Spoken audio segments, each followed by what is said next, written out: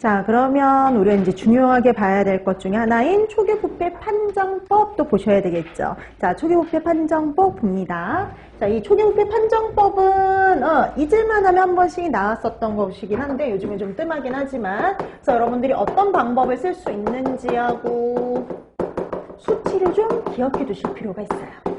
자, 초기부패 판정법 제일 먼저 뭘 이용할 수 있냐면요, 관능검사를 이용할 수 있어요. 그러니까 우리가 현장에서 주로 많이 이용하는 게 관능검사법인데요, 관능검사는 가장 기초적이고 보편적인 검사예요. 자, 가장 기초적이고 이 보편적인 관능검사는요, 사람의 감각기관을 통해서 검사하는 거예요. 여러분들이 눈, 코, 입, 손, 이런 것들을 이용한 검사라 보시면 돼요. 그러니까 우리가 눈으로 확인할 수 있는 거 뭐 있을까요? 시각적인 거 확인할 수 있죠. 그래서 색깔이라든지 광택이라든지 이런 걸 통해서요, 신선한지 아닌지를 판가름할 수가 있어요. 자, 그 다음에 코를 통해서 가능하죠. 후각, 냄새를 맡아보는 거.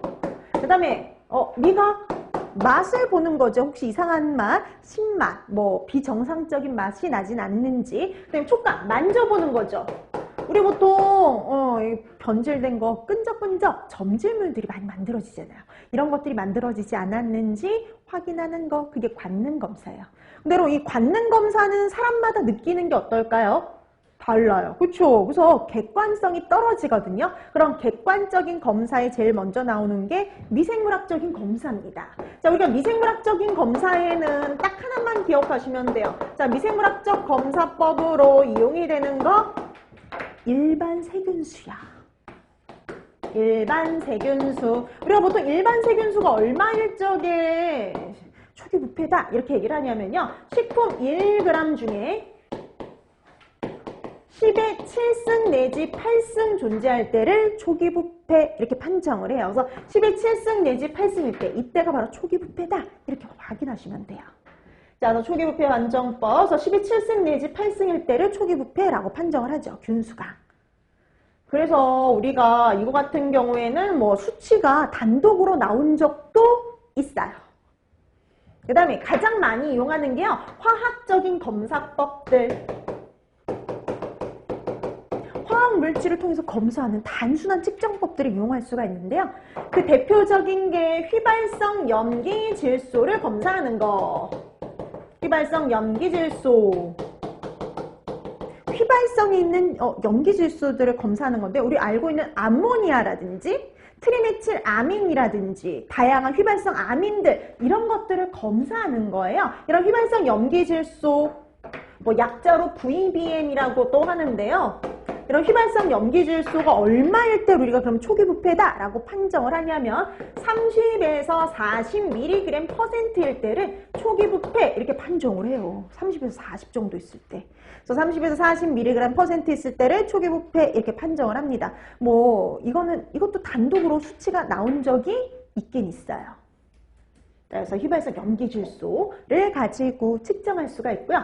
휘발성 염기질소 중에서요, 트리메틸아민 값을 따로 볼 수도 있어요. 자, 트리메틸아민 값이 4에서 6mg% 정도일 때를 초기부패라고 판정을 합니다.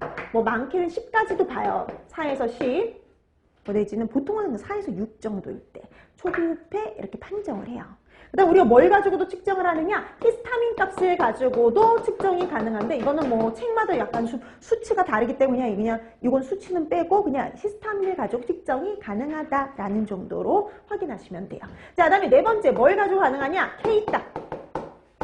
K값이 뭘 측정한 거냐면요, ATP의 분해 정도요. 그러면 ATP라고 들어보셨나요?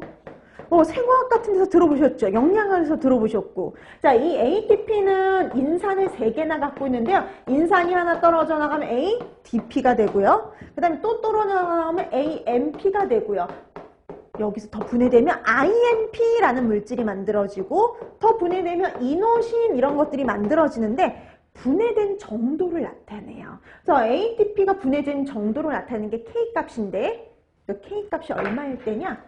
60에서 80% 정도 됐을 때, 요때를 가지고 초기부패라고 판정을 합니다. 자, 그 다음에 이제 드디어 마지막이에요. 자, 우리가 초기 부패를 판정하는 마지막 pH를 측정해서 가능해요. pH. 자, 이 pH가 6.0에서 6.5 사이에 있을 때를 초기 부패라고 판정을 합니다. 그래서 이게 책마다 조금씩 다르거든요. 수치가. 어떤 책은 6.0에서 6.2 사이에 있을 때를 초기 부패로 판정하는 책도 있고요. 6.2에서 6.5 사이에 있을 때를 초기 부패로 판정하는 책도 있어요. 그래서 전체로 봤을 때 6.0에서 6.5 사이에 있으면 초기 부패다라고 생각하시면 됩니다. 자, 그래서 pH가 6.0에서 6.5 요 정도 사이에 있을 때를 초기 부패 이렇게 판정을 하는 거죠. 자, 그래서 이렇게 초기 부패를 판정하는 방법들 알아두시면 되는 거예요. 그래서 수치가 있는 건 뭐까지 기억하셔야 돼요?